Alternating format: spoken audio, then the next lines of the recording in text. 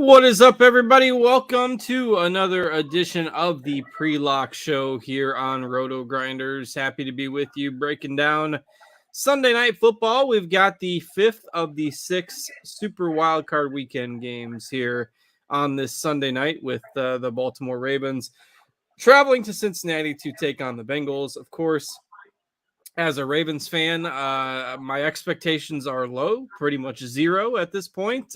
With Lamar Jackson not playing tonight, unfortunate for the Ravens that he is unable to get back on the field. But Lamar is out tonight, and the Ravens will have an uphill battle, about 9-point underdogs in Cincinnati.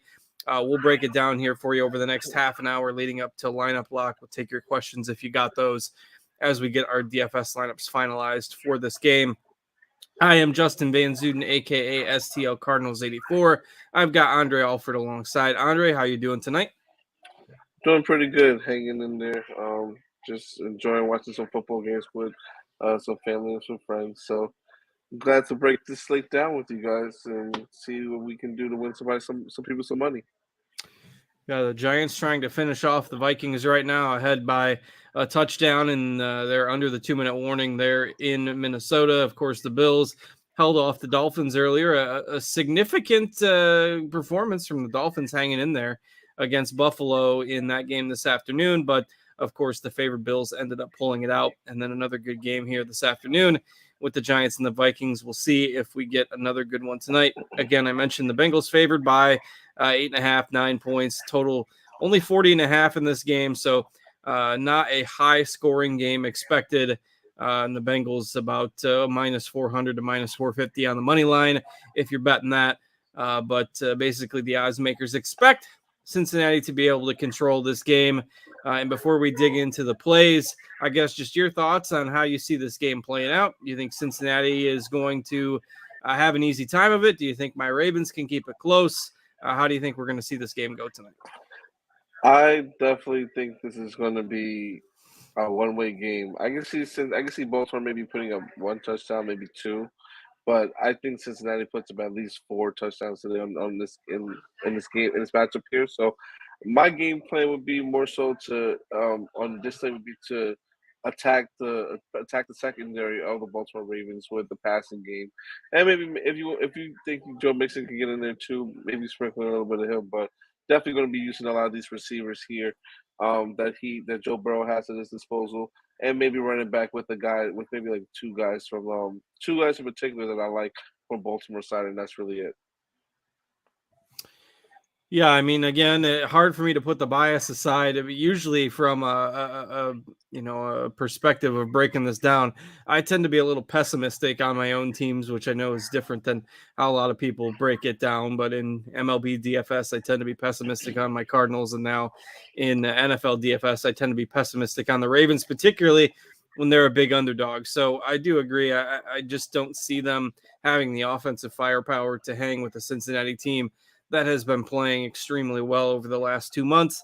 There are some builds that we can talk about that if you do think the Ravens can hang and potentially play with a lead in the game, there are some contrarian builds that you could consider with your DFS lineups. But the general consensus seems to be that Cincinnati should be able to control this game. If you look at our projected ownership on captains here on DraftKings that I have up on the screen share, you can see the four highest projected owned captains, all from Cincinnati. I don't think I've ever seen that. Four players from one team higher than anybody else on the other team. So Chase, Mixon, Burrow, Higgins, your four highest owned projected captains tonight. And they, take up maybe 60 to 65% of the projected ownership. So who are you looking at for some of your favorite captain picks? Well, those guys I definitely would target my captains, mainly focusing on Chase, Higgins, and also Mixon as well. But I also don't mind taking some shots at a guy like Tyler Boyd or Hayden Hurst in there, who are Joe Burrow's other options on the team, who can also see a big day and have a big day today on this game. So, those are the other two guys I would be looking at to target as my captain here. I don't know if I'm going Joe Burrow in there because I think one of these receivers is going to have a big day. I think one of them's going to have like a 2 or 3 touchdown day. So that's where I would just try to give my exposure um to it in the captain spot, and also just leave Joe Burrow more so for the regular slots there. Yeah, I mean, you try to peg the one pass catcher that's going to be, the big game guy, and if you have that guy in your captain, I mean, if you're thinking about a contrarian tournament build, right? We've got Tyler Boyd, just Mhm. 3% projected ownership in the captain.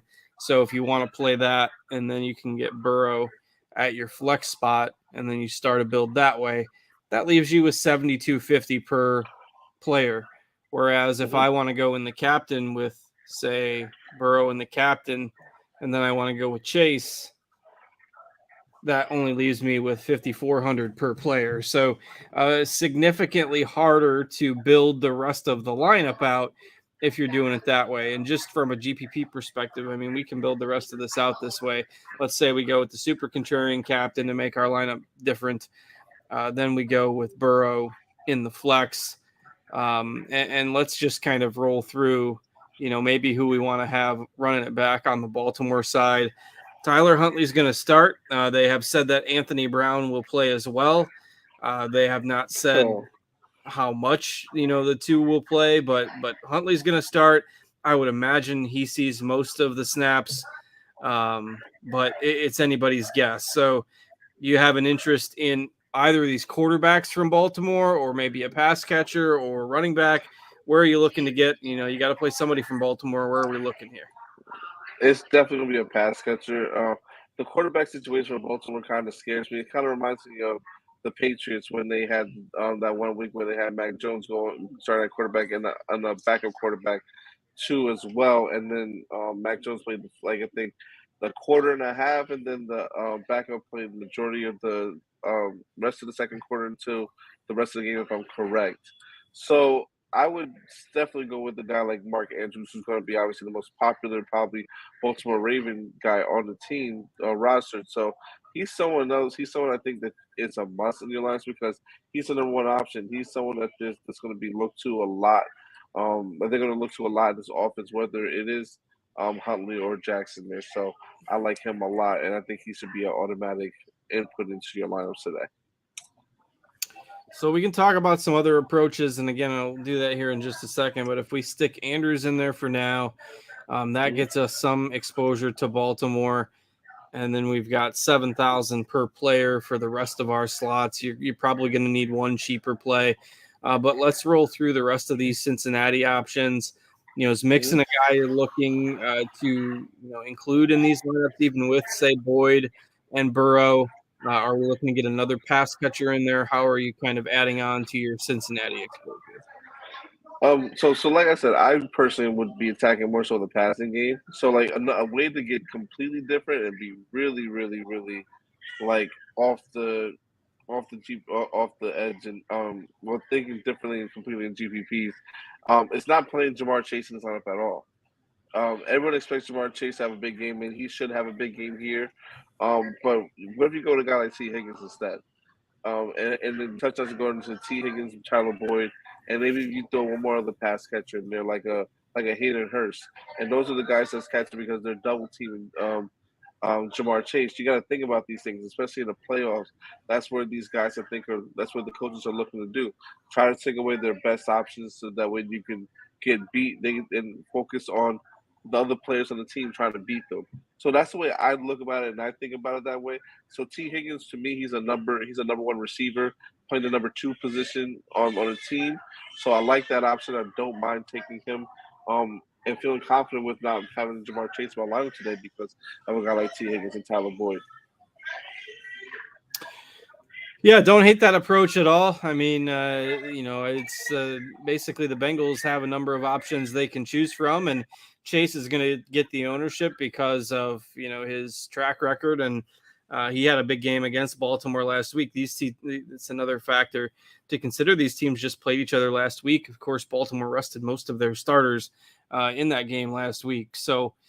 They didn't play a lot of their big name guys, and the game didn't really mean a lot for Baltimore. So take that with a little bit of a grain of salt. But Chase will be the guy that certainly gets the ownership buzz. And I don't mind the approach of going with, say, Higgins and Boyd, or even, if you didn't want to be quite as crazy in this lineup, maybe you put Higgins in the captain and then you put Boyd in the flex. And I've still got 5,150 per player.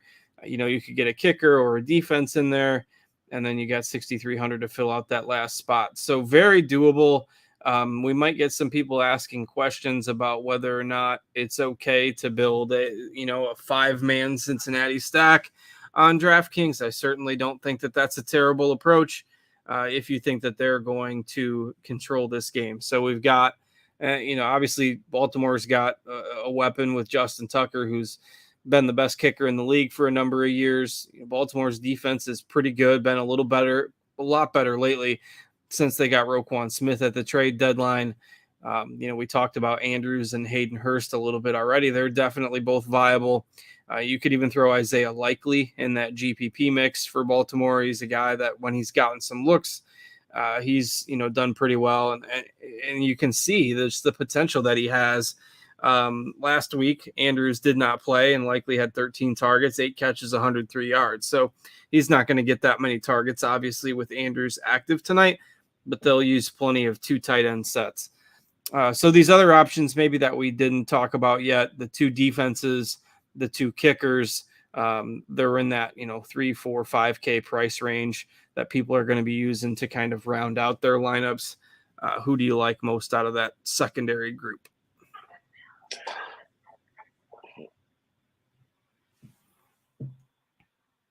I think you might be muted. Can you hear me? Yep. Now you're good. All right. Sorry. Yeah. So the kickers. I think. You said the kickers and defense, right? Yeah, kickers and defenses. Yeah. So that's the thing. Tucker has been a great kicker throughout the playoffs and the regular season in general, his whole career. So that's someone I don't mind looking taking some shots on here today and seeing how that plays out. Sorry for the noise in the background. The dog is really crazy. But I think Tucker's someone that we could definitely take some shots on. He's obviously a proven kicker. If they just can get into the field goal range, he can be great for them as well. And I also do think that you can also take some shots on the Bengals defense. I like them a lot today. I like for them to get to the quarterback. We know Baltimore does signaturely has a good defense, but they haven't been playing up to be the level they normally would be over the past couple of years. So that's not a team. That's not someone I'm going to be high on as much. It will only be more so Tucker, and the Bengals defense mainly, and also obviously the kicker, McPherson as well, who obviously Cincinnati used I think a first round pick on him a couple of years ago, and it's paid off for them. Obviously, they got to the Super Bowl last year. All right. Yeah. So I don't mind sprinkling these guys in. I mentioned, there was another kind of build that I think you can consider. And this would be if you do think that Baltimore is going to hang in this game, I think they're going to have to do it by running the ball 30 times. And they're going to have to, their defense is going to have to make plays. It's not the most likely outcome of this game by any means, but it's certainly within the range of outcomes in this game. So if you're building 25, 30, 50 GPP lineups tonight, I think you should make some lineups where you say, okay, I think the Ravens can compete. Maybe they can play with the lead. Maybe they dominate with their defense and their running game. And Dobbins would be the guy that they have to lean on. He rested last week, should be good to go. You look at his performances to round out the regular season, 17 carries for 93 yards against Pittsburgh, 12 for 59 against Atlanta, 13 for 125 against Cleveland, 15 for 120 and a touchdown against Pittsburgh. If you average all that out, it's like 7.5 yards a carry in those 4 games. And he admits he's still not 100%, but he's been playing well when he's been out there, and their hope tonight is to get him the ball 20 times. So once again, not the most likely outcome in this game, but if you do want to be a little bit contrarian and you play Dobbins, you play that Ravens defense, maybe you play a kicker, it's a lower scoring game. And then, you can still play a Jamar Chase or somebody in this line. I mean, this lineup builds itself from there.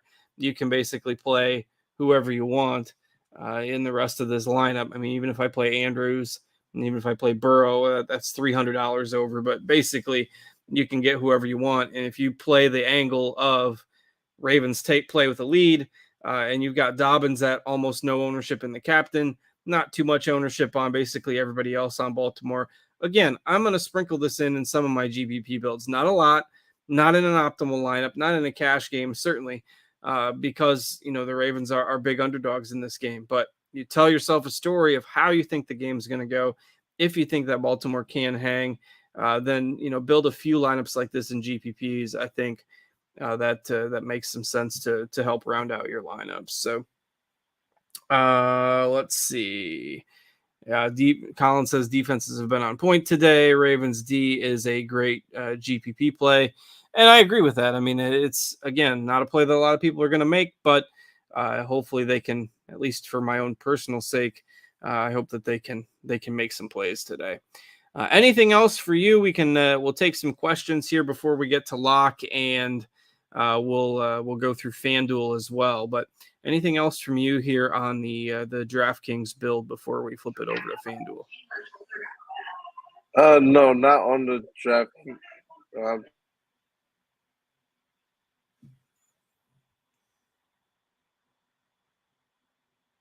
I think we lost you again. I think you're muted or.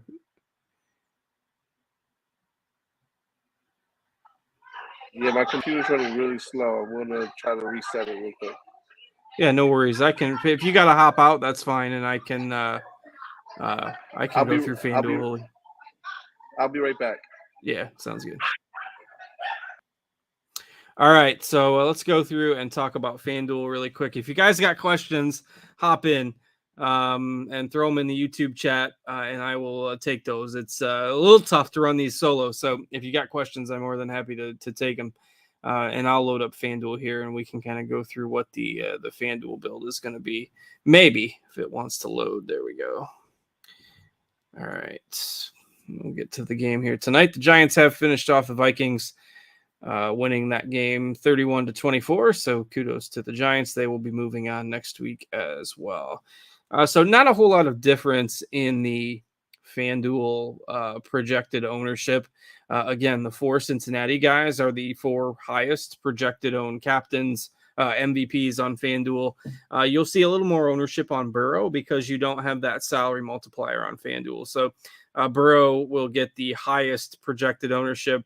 Then you've got Chase and Mixon and Higgins after that.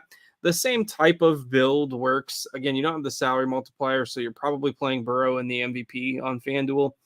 And then if we go with the same type of build that we did on DraftKings, like you put Boyd and Higgins in there, maybe you get your Baltimore exposure through Andrews. You've got 12-5 for your last spot. The salary cap is not overly restrictive. We've seen on a lot of showdown slates lately on FanDuel that the salary cap has been fairly restrictive this year, but you can even fit Mixon in this build. So, this FanDuel build has Burrow, Higgins, Andrews, Mixon. Basically, this will be, don't put this lineup in your GPPs. We usually don't throw a full lineup up on here, but I can almost guarantee that this will be one of the most duplicated lineups of the night on FanDuel. Basically, anybody who's not playing Chase is going to have this type of lineup. So don't put this in your GPPs. The cap is fairly soft. And you're going to see a lot of duplication on FanDuel tonight. So I don't mind leaving some salary on the table, even going down from Mixon to somebody like Dobbins, leaving 2,000 on the table, I think is a way to make your lineups a little bit different here. So in general, the same type of build works on FanDuel as what you saw on DraftKings. I think we got Andre back here, but Andre, any thoughts on the FanDuel build for you? It's just so much you were building up there. I love something like that. But like you said, with the salary cap being a lot softer on FanDuel, I would definitely just try to leave some salary on the table. I think that's the best, maybe a little bit of the best option, a little bit different too. If you're trying to ship it solo, if you don't mind, like me personally, if I'm entering a lot of lineups, I like to try to win solo. I don't want to split it with no one else. So I'm gonna try to think of ways that I can get different things that I can play that's gonna warrant that. So like you said, not playing Jamar Chase at all in the lineup is gonna get you a lot different. or playing Mixon at all. Just using just Joe Burrow and his pass catchers, different, the second, third option, and even a tight end. Those are the guys I would like to attack. And you got to go with the MVP spot and FanDuel, just going like you said, with more so the with a person who you think is going to be the highest score on the slate. So Joe Burrow is probably going to be the optimal and ideal guy. I don't think there's any way to really get around that. It's kind of hard to in a way. So I would definitely go with Joe Burrow. And I think you kind of have to go with one of these quarterbacks. I think that's the way to get different too. I don't know if you talked about that, but I think playing like either Huntley or Brown maybe with like Mark Andrews, and then playing Joe Burrow with two of the pass catchers might be a way to go today on the slate. Just to get different, because no one's not really going to know which quarterback to play, because we don't know how much who's going to play of what. So whether you think it's Huntley or whether you think it's Anthony Brown, attacking one of those guys and being well over the field on them with one of their pass catchers, I think it's a significant way you can go to get different and to win a lot of money today. Because if they hit and they play well, like what if Huntley throws 2 touchdowns or 3 and runs it for 1, and Brown just throws for 1? It's just hypothetically speaking. I don't think it's going to happen, but yes. So definitely not going to happen. Yeah. I hope it does. But it's a good point. Again, I'm being pessimistic, Justin here, but Tyler Huntley is not good, and Anthony Brown is really not good from watching this team for a few weeks. But Anthony Brown is $5K on FanDuel, and that's really the only reason he's getting any ownership at all, because they say he's going to play some, and he's basically cheaper than all the other skill players. And so if you play him, you've got 13,750 for the rest of your spots. I mean, you can literally play. Let's see. I bet you can literally play the most expensive guys. Not quite. You have to go below 1. You'd have to leave off 1 top guy, but basically the point stands. Playing Anthony Brown, you can get pretty much anyone you want. We did have so Matt is asking what the Ravens quarterback situation is. So Huntley will start. They have said that both guys will play. I'm not sure I 100% believe that Anthony Brown. I don't think it's going to be a situation where they're going to be like rotating series. I think it's a spot where Huntley's going to start. If he's playing well, I wouldn't be surprised if they just leave him in. If he's struggling, maybe they bring Brown in for a series and see how he does. And if he gets the hot hand, maybe they keep him out there. Or maybe they're just completely bluffing because Huntley was questionable as well. So, that's another thing. They're keeping it tight-lipped, so nobody really knows. But, I think there's a path potentially for Huntley to play the whole game. There's a path for Brown to play most of the game if Huntley struggles or if he's more injured than they're letting on. So it's a little bit of a dice roll is basically what it comes down to. But the only thing they've disclosed is that both will play and that Huntley will start. Danny has asked a few questions about Samaje Perine. So, particularly if you think the Bengals will dominate. I mean, we focused on the pass catchers for the most part, but Mixon, some people might ask if they can play Mixon and Perine together. Like, what if the Bengals win this game 28-6? Is Perine going to be a guy getting carries late in the game, or maybe he snags a goal line touchdown or something like that? Do you have any interest in Samaje Perine here? I would definitely a little bit. Like, he's definitely going to see some snaps. Like, he's been seeing about 40% of the snap share the past few weeks, so I definitely would play him a little bit. I don't know if I would play him in the same lineup. The likelihood of them both scoring in the same exact lineup is very slim. So to me, it's either one or the other. That's what I look at. Unless you think the game is going to get completely out of hand to the point where Perine just plays majority of the fourth quarter because they want to make sure Mixon doesn't get hurt. Then otherwise I would play either one or the other. But I would definitely speak on some Perine. Like I think he said Perine and Boyd. I don't mind that in a build together. I think that's perfectly fine. Yeah, and that it may be a little more relevant on DraftKings where the cap is a little bit tougher. But if you play, since we got FanDuel open here, Boyd is 8,500 and Perine is 10K. So, and that gives you 13,833 per spot. Plenty of salary remaining to fit in the higher end plays that you want to get in there. So, don't mind that approach at all. All right, we're down to about 3.5 minutes here until lineup lock, so make sure you get everything finalized. It is an 8:15 Eastern lineup lock. I know it's confusing. Some of these primetime games are 8:20. Some of them are 8:15. Tonight it's 8:15. So make sure you get everything finalized and submitted. Again, if we go through the ownership here on FanDuel, the kickers aren't as necessary, so you've got lower ownership there. The defenses aren't as necessary, so you've got lower ownership there. Certainly guys that you can throw in GPPs. I mean, you could even make a build. Like, let's say you do think it Mixon and P. Ryan are both the guy, and, Cincinnati dominates the game. You get Andrews in there, and, maybe you throw Dobb. Like, a lineup with 7K on the table isn't outrageously crazy on FanDuel.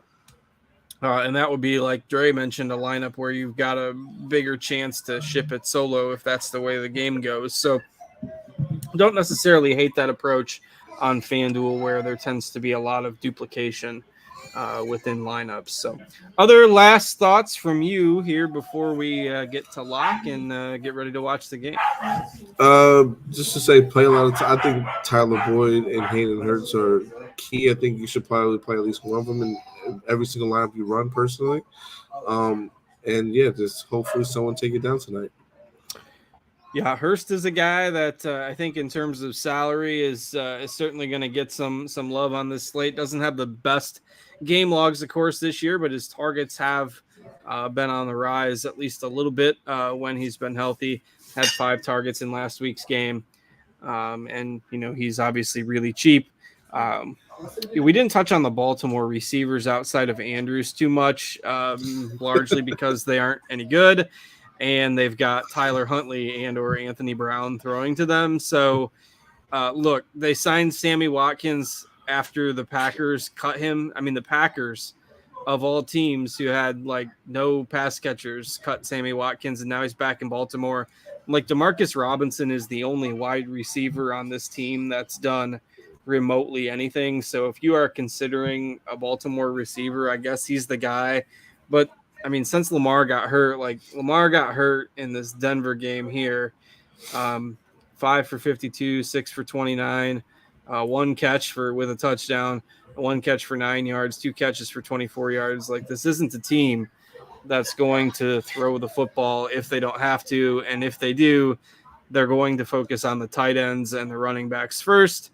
And they're not, I mean, it's just not a team that targets the wide receivers all that much. So Robinson is your guy. If you need one, if you want to play one, he's the dice roll. But Isabella, Watkins, Prochet, like, they're just not fantasy options in any capacity.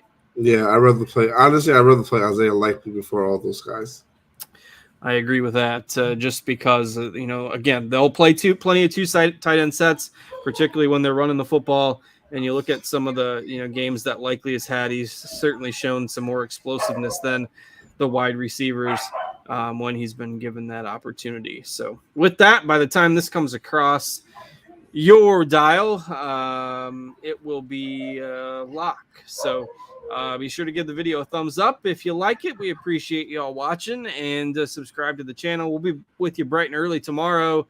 All the NBA games for the MLK Day holiday start pretty early, so we'll have you covered for that over at RotoGrinders as well. Thanks to Andre for joining me. Thanks to Steve for producing hard behind the scenes for us on a Sunday night. We appreciate his help. I am Justin. Enjoy the rest of your Sunday, everybody. Take care. We'll catch you later.